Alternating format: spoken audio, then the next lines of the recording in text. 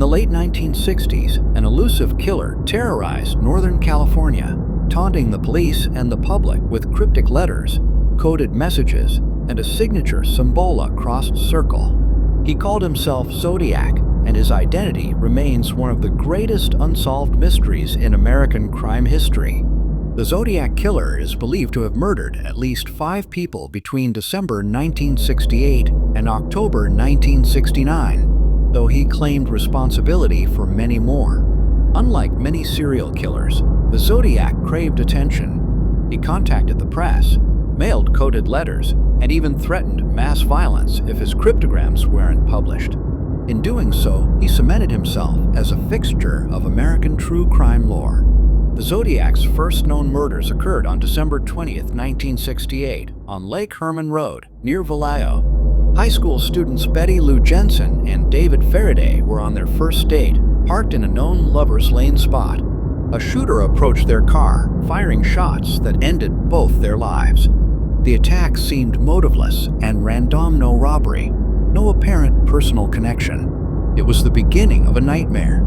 On July 4, 1969, another young couple, Darlene Ferrin and Mike Mageau, was targeted in a similar fashion near Blue Rock Springs Park. They were sitting in their car when a man approached, shining a flashlight and then opening fire.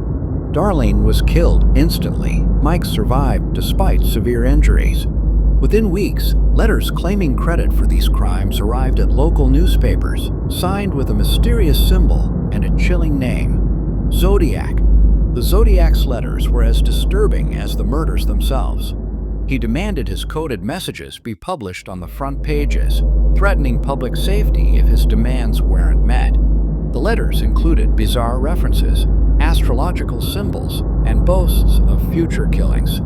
In August 1969, 3 newspapers, the Vallejo Times-Herald, the San Francisco Chronicle, and the San Francisco Examiner-Age, received a piece of a complex cipher. When solved by a local school teacher and his wife, the message hinted at killing as a path to paradise, but offered no clear identity. One of the most haunting incidents occurred on September 27, 1969, at Lake Berryessa. College students Brian Hartnell and Cecilia Shepard were relaxing by the shoreline when a hooded figure approached them with a gun and a knife. He wore a black executioner-style hood, brandishing a zodiac symbol on his chest. He tied them up and stabbed them repeatedly. Cecilia would later die of her wounds, while Brian survived. Before leaving the scene, the attacker scrawled the zodiac symbol and a date tally of his previous crimes on the victim's car door. On October 11, 1969, cab driver Paul Stein was shot and killed in San Francisco's Presidio Heights neighborhood. Unlike earlier attacks on couples, this was a lone victim in a city setting. The killer even took a piece of Stein's shirt to prove his authenticity in later letters. 3 witnesses saw a suspicious man at the scene, helping police create one of the most well-known composite sketches in crime history. Despite this crucial clue, the killer slipped away into the night. The Zodiac Killer thrived in the media spotlight. Each letter he sent intensified the public's fear and frustration. Citizens were afraid to go out after dark. Parents grew anxious about their teenage children's safety. Police departments in multiple jurisdictions were pulled into the pursuit, struggling to piece together the mosaic of crimes and communications. Meanwhile, amateur codebreakers, journalists, and true crime enthusiasts all clamored for answers. Over the decades, countless suspects have been proposed. Handwriting analysts, criminal profilers, and forensic teams have tried to link names to the mysterious figure.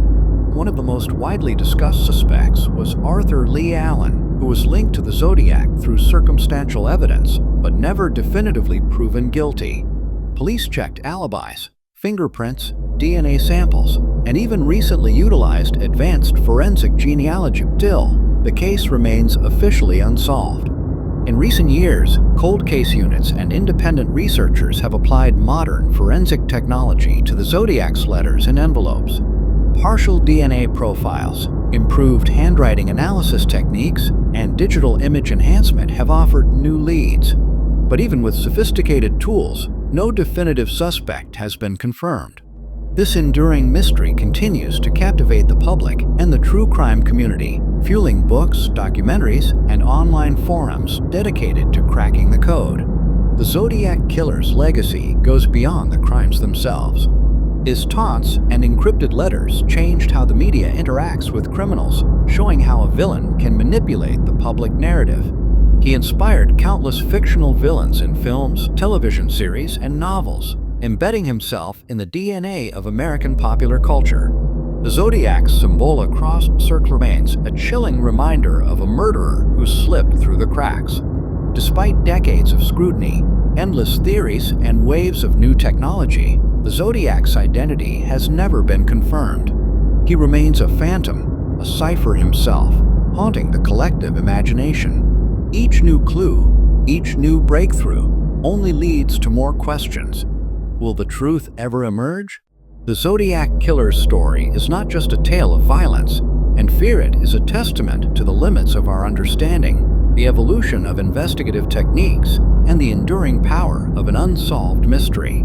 Until the day a final piece of evidence comes to light, the name Zodiac will continue to echo in the annals of true crime history.